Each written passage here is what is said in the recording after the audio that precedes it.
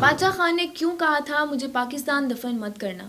क्यों इन्हें 35 साल जेल में रहना पड़ा? पाकिस्तानी इन्हें गद्दार क्यों कहते थे? इंडिया ने इन्हें करोड़ों रुपए और आला सिविल अवार्ड्स क्यों दिए? पख्तूनिस्तान का नारा किसने लगाया? और क्या वाकई में वो गद्दार थे? नाजरीन, आप देख रहे हैं ज़ाविया और मैं हूं आपकी होस्ट मुमना। आपसे गुजारिश है कि आगे बढ़ने से पहले हमारा चैनल ज़रूर सब्सक्राइब कीजिए और नीचे बेल आइकन को दबाना मत भूलिएगा। अपनी आज की इस वीडियो में हम करेंगे बादशाह खान की ज़िंदगी के तमाम पहलुओं का अहाता जो दुनिया की नज़रों से ओझल हैं और तारीख के इस पेचीदा तरीन किरदार को समझने की कोशिश करेंगे। तो चलें शुरू करते हैं। नाजरीन, बादशाह खान का असल नाम खान अब्दुल गफ्फार खान था। इनका ताल्लुक सूबा सरहद से था जो कि मौजूदा खैबर पख्तूनख्वा है और ये कायद आज़म और गांधी साहब के हम असर सियासतदान थे। मजीद आगे बढ़ने से पहले आपको बताते चलें कि ये असफंदयार वली के दादा अब्दुल वली खान के बाप और एमल वली खान के परदादा थे। मौलाना फजलुर रहमान के वालिद साहब की तरह बादशाह खान भी हिंदुस्तान की तकसीम के हक में नहीं थे। ये हमेशा कहते थे कि एक अलग मुल्क बनाने की ज़रूरत नहीं है, इसीलिए ये कांग्रेस के ज़्यादा करीब थे।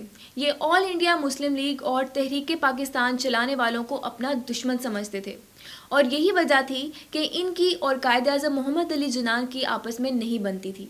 ये गांधी के अदम तशद्दुद के नज़रिए के हामी थे और इन्हें सरहदी गांधी यानी सूबा सरहद का गांधी भी कहा जाता था। सूबा सरहद की कुल 50 नशिस्तें थीं। 1937 के इंतखाबात में सूबा सरहद में कांग्रेस ने 19 नशिस्तें जीती, 24 आज़ाद उम्मीदवार जीते और बाकी 7 नशिस्तें हिंदू और सिख जीत गए। तब कांग्रेस हुकूमत बनाने में कामयाब होगी और कांग्रेस ने सूबा सरहद में बादशाह खान के बड़े भाई खान अब्दुल जब्बार खान को वज़ीर आज़म बना दिया। जब 1946 में आम इंतखाबात हुए तो तब भी कांग्रेस जीती और एक मरतबा फिर बादशाह खान के बड़े भाई वज़ीर आला बने, जिन्हें डॉक्टर खान भी कहा जाता है।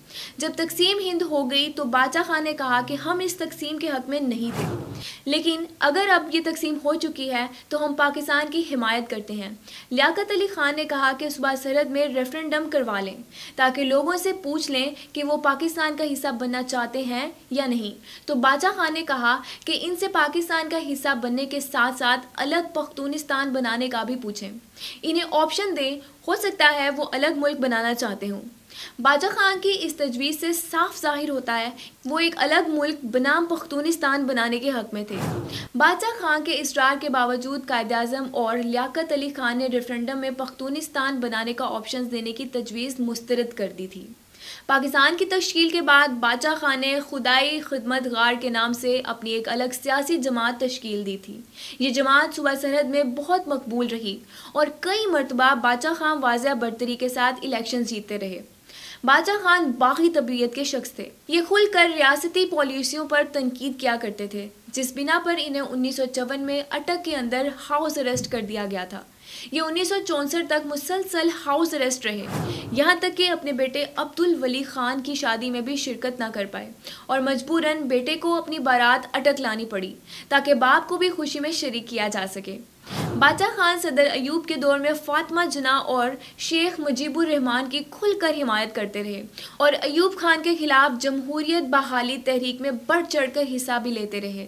नाजरीन, अयूब दौर में भी वैसे ही बादशाह खान पर कैदोबंद का सिलसिला जारी रहा।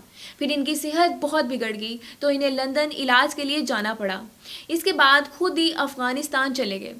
भारत में भी बादशाह खान को बहुत सराहा जाता था। एक तो ये गांधी के फ़ैन थे और दूसरा ये पाकिस्तान में मिलिट्री डिक्टेटरशिप के खिलाफ थे, तो भारत इन्हें बहुत भला समझता था। भारत ने कई बार इन्हें इंडिया दावत दी, लेकिन ये चूंकि अफ़गानिस्तान में थे और वहाँ इनका पासपोर्ट एक्सपायर हो गया तो इसलिए ये भारत ना जा सके। भारत ने तो यहाँ तक कहा कि आपको भारत आने के लिए पासपोर्ट या वीज़े की भी ज़रूरत नहीं है, आप वैसे ही आ जाएं। लेकिन बादशाह खान ने कहा कि मैं पाकिस्तानी पासपोर्ट के बगैर भारत नहीं आऊँगा, जिससे साफ जाहिर होता है कि वो मुल्क से मोहब्बत करते थे और दुश्मन मुल्क की सरजमीन पर अपने पासपोर्ट के बगैर नहीं जाना चाहते थे। फिर जब इनका पासपोर्ट बन गया तो ये भारत गए। नाजरीन, बादशाह खान वो वाहिद पाकिस्तानी सियासतदान थे जिन्हें इंडिया ने बुलाकर जवाहरलाल नेहरू अवार्ड दिया और इंडिया का आला तरीन भारत रत्न अवार्ड दिया।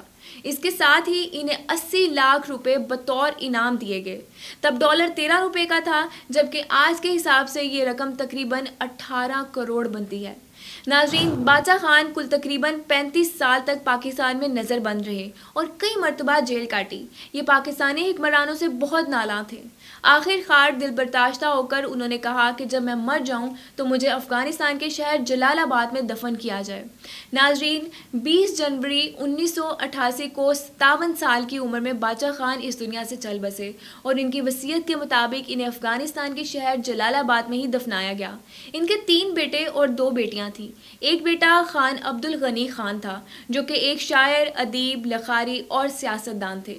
दूसरे बेटे अब्दुल वली खान हैं, जिनके बारे में आपको आगे चलकर बहुत कुछ बताएंगे, और एक बेटा खान अब्दुल अली खान था। नाज़रीन, अब्दुल वली खान ने पाकिस्तान की सियासत में भरपूर किरदार अदा किया। उन्होंने डट कर सियासत की। ये जुल्फ़िकार अली भुट्टो के बहुत बड़े नाक़िद थे। जुल्फ़िकार अली भुट्टो के खिलाफ सबसे बड़ी अपोजिशन बादशाह खान के बेटे अब्दुल वली खान कर रहे थे। इन्हें कई मरतबा जेल भी जाना पड़ा। भुट्टो इन्हें तंज़िया मिस्टर पख्तूनिस्तान भी कहा करते थे, क्योंकि वली खान के वालिद बादशाह खान एक अलग मुल्क पख्तूनिस्तान का नारा लगाते थे। वली खान ने अपनी सियासी जमात अवामी नेशनल पार्टी की बुनियाद रखी और यह मुतअद्दिद मरतबा भारी मार्जिन से कौमी असम्बली की नशिस्त जीतने में कामयाब होते रहे। ये सुर्ख रंग की टोपी पहनते थे, जो कि इनकी सकाफत का खासा थी, और ये आज भी इनके ख़ानदान और जमात में राइज है। नाज़रीन, वली खान हैदराबाद जेल में बंद थे और जुल्फ़िकार भुट्टो तब वज़ीर आज़म थे। तब भुट्टो के इक़्तिदार से निकलने का सवाल ही पैदा नहीं होता था। उस वक्त जेल के अमले से मुखातिब होकर वली खान ने कहा कि कल को इसी जेल में भुट्टो आएगा, और बाद में चश्मे फलक ने ये नज़ारा देखा कि ज़ियाउल हक ने मार्शल लॉ लगाया और भुट्टो इसी जेल में बंद कर दिए गए थे। तब जेल सुप्रिटेंडेंट वली खान के पास गया और पूछा कि आपको कैसे पता? तो उन्होंने कहा कि तुम सिंध के मुर्दा वलियों पर यकीन रखते हो और मैं एक जिंदा वली हूँ। नाज़रीन, बाद में ज़ियाउल हक और वली खान में बहुत दोस्ती रही, लेकिन जब वली खान ने देखा कि ज़ियाउल हक तख्त पर कब्जा कर चुका है, तो ये जमहूरियत की बहाली के लिए बेनज़ीर भुट्टो और नुसरत भुट्टो के साथ मिलकर ज़ियाउल हक के खिलाफ मुहिम में शरीक हो गए। बाद में फिर इनके मोहतरमा बेनज़ीर के साथ मामलात बहुत बिगड़ गए थे और इन्होंने कहा था कि हमने जुल्फ़िकार अली भुट्टो को ठिकाने लगाया, अब इसकी छोकरी को ठिकाने लगाएंगे। वली खान काला बाग डैम की तामीर के खिलाफ थे। इनका ख्याल था कि काला बाग डैम पख्तूनों के हक पर डाका है, इससे हमारा पानी चोरी होगा और हमारे हकूक गसब होंगे। और जब इन्हें लगा कि अब काला बाग डैम तामीर होकर रहेगा, तो उन्होंने कहा इस डैम को खुद पर बॉम्ब लगाकर भी उड़ाना पड़ा तो उड़ा दूंगा। नाज़रीन, असफंदयार वली इन्हीं अब्दुल वली खान के बेटे और बादशाह खान के पोते हैं, और आगे एमल खान वली, जो कि आजकल अवामी नेशनल पार्टी को लीड कर रहे हैं, ये असफंदयार वली के बेटे हैं। नाज़रीन, इस खानदान को पाकिस्तान की सियासत में बहुत मुतनाज़ा माना जाता है। इनके बारे में ये तासुर है कि ये पख्तून नस्ल परस्त हैं और सूबाइयत को कौमियत पर तरजीह देते हैं। अक्सर इन पर गद्दारी के इल्ज़ाम लगते हैं, जबकि दूसरी जानिब अगर आप देखें तो ये ख़ानदान हमेशा से ही जमहूरियत की बहाली के लिए सर तोड़ कोशिशें करता रहा और हर डिक्टेटर से नबर्द आजमा रहा। तो नाज़रीन, ये थी 4 नस्लों पर मुहित बादशाह खान ख़ानदान की सियासत की कहानी जो हमने आपके गोश गुजार की। तो आपको हमारी ये डॉक्यूमेंट्री फ़िल्म कैसी लगी, इसका इजहार नीचे कमेंट बॉक्स में ज़रूर कीजिएगा। फ़िल वक्त के लिए इतना ही। ऐसी मज़ीद वीडियोज़ के लिए देखते रहिए आपका अपना चैनल ज़ाविया। अब मुझे इजाज़त दीजिए, अपना ख्याल रखिएगा। अल्लाह हाफिज़।